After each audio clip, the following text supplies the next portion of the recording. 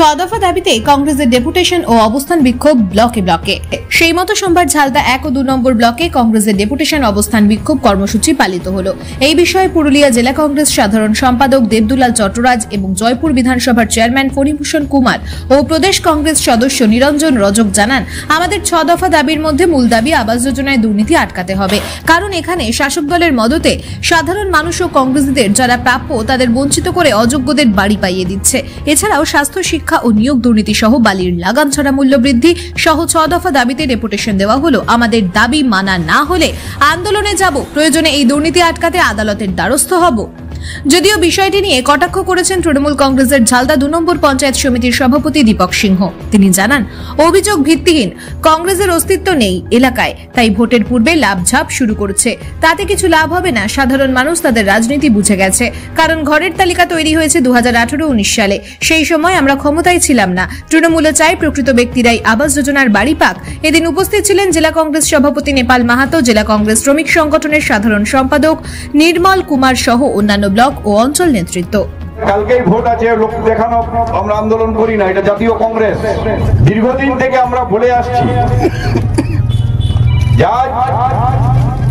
পুরুলিয়া জেলার বেশিরভাগ স্কুলে হায়ার সেকেন্ডারি হোক, সেকেন্ডারি হোক,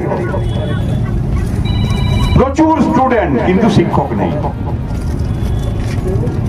সেই শিক্ষকরা বিভিন্নভাবে সরকারি দলের নেতা ধরে প্রশাসনিকভাবে তারা বদলি নিয়ে জেলা ছেড়ে চলে গেছেন। আজ পুরুলিয়া জেলার প্রতিটা গ্রামীণ স্কুল শিক্ষক নেই, ছাত্রছাত্রী যাচ্ছে, পড়াশোনা হচ্ছে না। এটা কি সঠিক একটা নিদর্শন? বলুন আপনারা। ঝালদা 2 নম্বর ব্লক কংগ্রেস 6টা দাবি নিয়ে আমরা ব্লক উন্নয়ন আধিকারিক বিডিওর কাছে আমরা ডেপুটেশন দিলাম। আমাদের বিশেষ করে যে দাবিগুলো ছিল, যে 6টা দাবি, অনেক তো দাবি আছে, অনেক তো দুর্নীতি হচ্ছে, কিন্তু আমরা বিশেষ করে 6টাই দিয়েছি। কারণ এই যে আবাস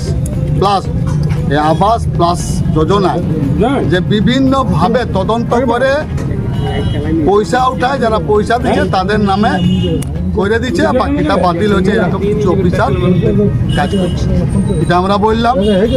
এবং যাতে করে ন্যায্য লোক কোনো রকমেই বাদ না যায়, সেটা নিয়ে আমরা আজকে দাবি করলাম আবাস যোজনা।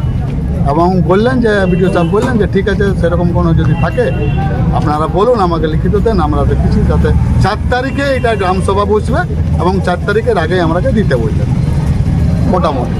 এবং আমরা বিশেষ করে এটার পরেও আরেকটা, যেটা অনেক লোক যাদের নাম কোনো রকমই আবাস যোজনায় আসছে না, আমরা বললাম ন্যায্য লোক আবাস যোজনায় আসছে না কেন, তার জন্য আমরা আপনার কাছে আবেদন জানাচ্ছি। আপনি সিস্টেম্যাটিকভাবে আপনার হায়ার অথরিটিকে জানার পরে আপনি তদন্ত করান, তদন্ত করার পর তারা যদি ন্যায্য প্রাপক হয় আপনি দিবেন, যদি না হয় দিবেন না। আপনি অন্ততপক্ষে অ্যাপ্লিকেশন সবার কাছে নেন এবং একবার সিস্টেমের মধ্যে আপনি তদন্ত করান। তিনি এটা মানে নিয়েছেন, বললেন 2-3 দিনের ভিতরে আমরা এই জমাগুলা করব, আপনারা আনে জমা দিবেন, বা যারা ডাইরেক্ট আছে জমা দিবেন, কোনো আপত্তি নাই, এটা মানে নিয়েছেন। এই বলে মোটামুটি বিশেষ করে আমাদের যেটা এই নতুন আবাস যোজনায় নাম অন্তর্ভুক্তির যে আবেদনপত্র, সেটা মানে নিয়েছে, কাল থেকে সেটা আমাদের জমা হবে। আজকে ডেপুটেশন এটা আমাদের মেনে ছিল এবং মোটামুটি আজকে ডেপুটেশন আমরা সাকসেস মনে করছি। জেনুইন 6 দফা দাবি দিয়েছি।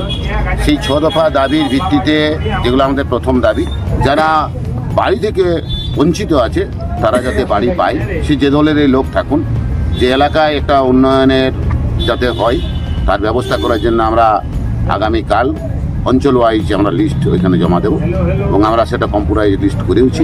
আজকেই জমা দেওয়ার কথা ছিল, উনি যেহেতু বললেন যে কালকে দেবেন, কালকে আমরা দেবো এবং রিসিভ নেব। এবং বিডিও সাহেবের যতটুকু এখতিয়ার উনি দেখবেন, ওনার না হলে আমরা একটা টাইম মেনশন করে বলেছি। আজকে এই আমাদের যে স্মারকলিপি দিয়েছি তাতে বলা হয়েছে যে 1 মাসের মধ্যে যদি না দেওয়া হয়, আমাদের দাবি না মানা হয়, তাহলে আমরা বৃহত্তর আন্দোলনের পথে বা আইনি ব্যবস্থা নিতে বাধ্য হব। বিভিন্ন বক্তা বিভিন্ন রকম সুরে বলেছেন ওনারা, কিন্তু আদৌ একটাও সত্যি নয়। ওরা একদম মানে ব্যক্তির কথা বলেছেন। এই যে আবাস যোজনা নিয়ে যে সকল কথা উঠেছে ওনাদের, আবাস যোজনা তৃণমূল কোনো হাত নেই এটাতে।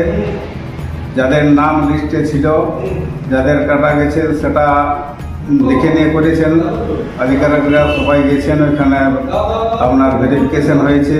আমরা চাই যে যার যদি চলে গেছে যেমন ওরা পাক, আমরাও কিন্তু এটাতে একমত। চাকরি যেটা বলছেন এটা চাকরি নয়, এটা 172 টাকা না 1300 টাকা ডেলি যদি যায় তাহলেই পাবে, কিন্তু এটা চাকরি নয়। এটা যে টাকার কথা বলছেন, টাকাকে বোকা তো মানুষ নয় যে 120 টাকা 30 টাকা দিয়ে চাকরিতে পয়সা দেবে। এটা একটা ভোটের আগে একটা বিভ্রান্ত ছড়াচ্ছে যে তৃণমূলকে দায়ী করছে, এটা কিন্তু আদৌ মানা নয়।